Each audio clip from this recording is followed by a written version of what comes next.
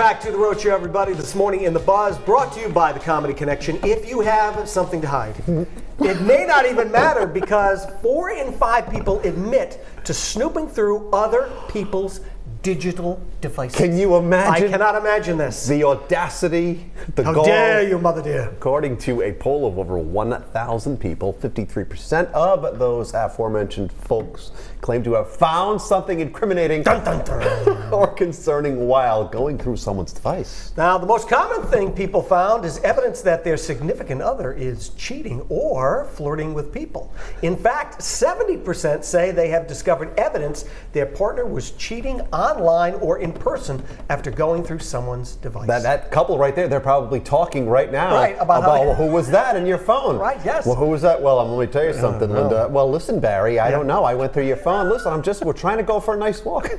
Anyway, the most common thing snoopers go straight toward once on a phone are, of course, messages, emails, and social media DMs, the direct messages. Others say they go through the browser search history. Right, of course. Now, while there are this many snoopers out there, 81% claim they have never been caught in the act. Look, you want to take my phone? Take my phone. I got nothing to hide. There's nothing. Well, why don't we find out? The only person who I text is you. I know. Is you and Gio and that's it. That is true. And my wife and kids. Yeah. I got nothing else to say. My grandfather used to have a great word for nosy people, a real news bag. Right. You know, and there are some people who are very nosy, they need to know everything. That's an entirely different conversation than a significant other that's picking up a phone and trying to find something. Now, if you can say, well, if he or she, if they have nothing to hide, then what's the big deal? I think it's just the notion of even doing that. It belies some kind of massive trust issue. I agree.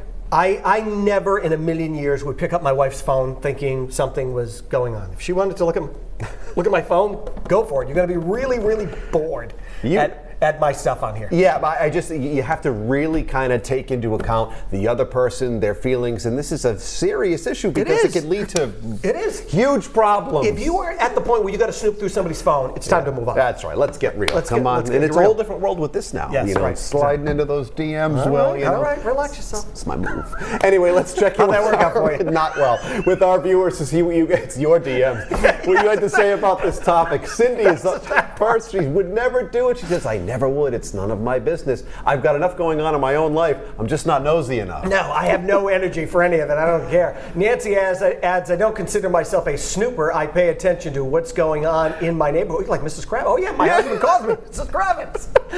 1960s reference, by the way, Bewitched. Like to read that one. And Patricia's up next saying, I'm not a snooper at all, but if someone is foolish enough to leave an unlocked phone with me, they may find a Facebook post that says, my friend Pat is the best. I'm so lucky to know her. That's a classic. That is a good thing. Now, Jeannie closes things out today. I don't snoop. I don't have to most people plaster all of their info on Facebook anyway. That's exactly. I love the way she says, I don't have to. No, I don't have to. She doesn't need it. Thanks for chiming in, everyone, and please keep those comments coming. You know, people come up to me all the time and they say, Brandon. They do say that. How can I get my name on the show? And I say, well, I'm Brendan, and just follow us at The Road